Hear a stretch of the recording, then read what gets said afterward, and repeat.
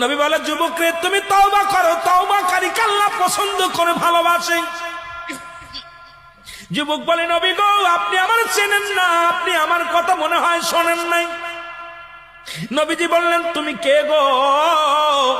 যুবক বলি, ইয়া রাসূলুল্লাহ, ইয়া হাবিবাল্লাহ, আপনি কি জানেন না মক্কা মদিনার জমিনে যত কবর দেয়া হয়, এই কবর থেকে লাশ কাপনের কাপড় চুরি হয়ে যায়। নবী গো আপনি কি জানেন না?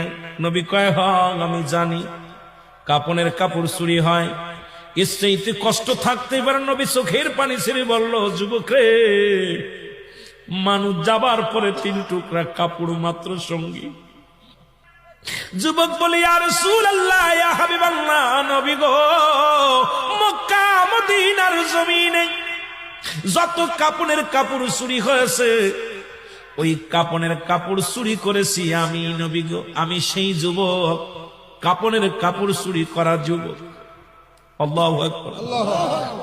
আল্লাহর নবী ডাকতে বলে, যুবক রে, ও যুবক শুনে নাও, তুমি কেমনে এই কাজটা করলা?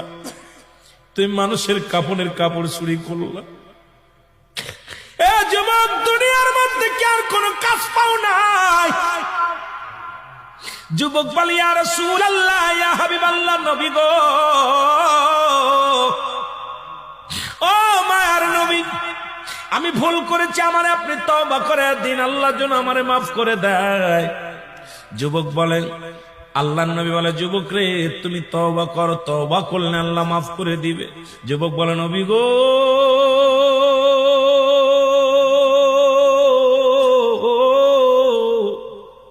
আমার বিশ্বাস এই জমিনের মধ্যে আমি তওবা করলে আমার গুনাহ মাফ হবে না, কারণ আমি এত বড় পাপী, আমি এত বড় অপরাধী। আল্লাহর নবী কয়, যুবক রে তুমি তওবা করো, তওবা করলে আল্লাহ তোমারে মাফ করে দিবে। যুবক বলে, নবী গো, মায়ের নবী,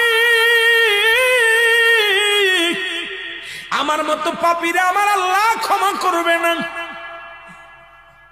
আল্লাহর নবী বলে, যুবক রে তুমি তওবা করো, তোমারে মাফ করে দিবে আমার আল্লাহ। যুবক বলে, নবী গো আমি শুধু কাপনের কাপড় চুরি করি নাই। নবী গো মক্কা মদিনা অনেক দিন যাবত মানুষ মরে না, অনেক দিন যাবত মানুষ ইন্তেকাল করে না, আমিও কাপনের কাপড় চুরি করতে পারি না, আমার ব্যবসাটাও ভালো হয় না। হঠাৎ শুনতে পারলাম পার্শ্ববর্তী এলাকার মধ্যে একটা মহিলা মারা গেছে, সুন্দরী এক যুবতী মারা গেছে। আমি দৌড়াইয়া গেলাম, নিজে তার